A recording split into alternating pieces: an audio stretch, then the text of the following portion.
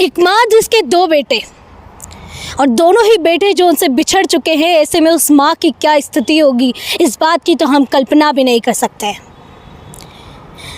और वो माता पिता जिनके घर का चिराग बुझ गया है, जिनकी आंखें रो रो कर थक चुकी है, जिनके आंसू थमने का नाम नहीं ले रहे हैं, ऐसे में उन माता पिता की क्या स्थिति है वो हम बता नहीं सकते हैं।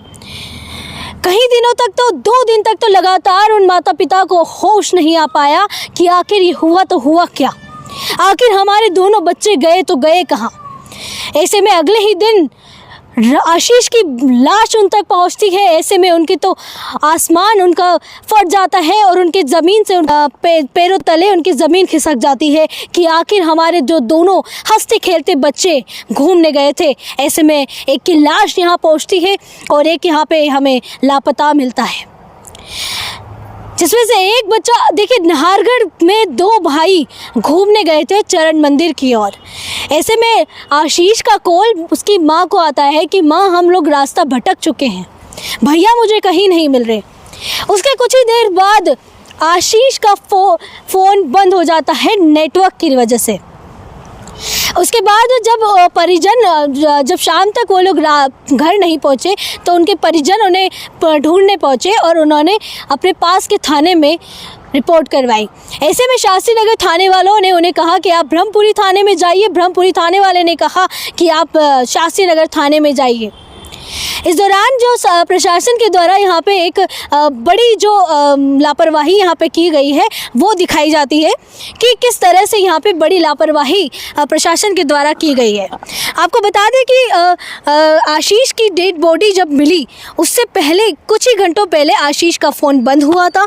उसके बाद अगर हम बात करें तो देखिए दिन के करीब 12 बजे थे जब आशीष ने अपनी लोकेशन भेजी थी।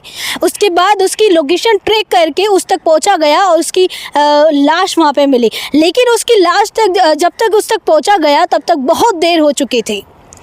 अगले दिन सुबह 6 बजे तक प्रशासन ने वहाँ पे एक्शन लिया। उसके बाद वो वहाँ पे आशीष और राहुल को ढूंढने लगी, जिसके बाद वहाँ पे आशीष का शव मिला। आशीष का शव इस तरह से झाड़ियों में रखा हुआ था जिससे कि ये किसी ने हत्या की हो।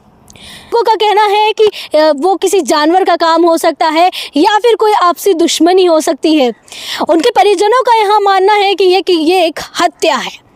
उनके परिजन ने कई लोगों पे यहाँ पे शक भी ज़ाहिर किया है। उनके शक के मुताबिक यहाँ पे कुछ लोगों से जांच भी की जा रही है।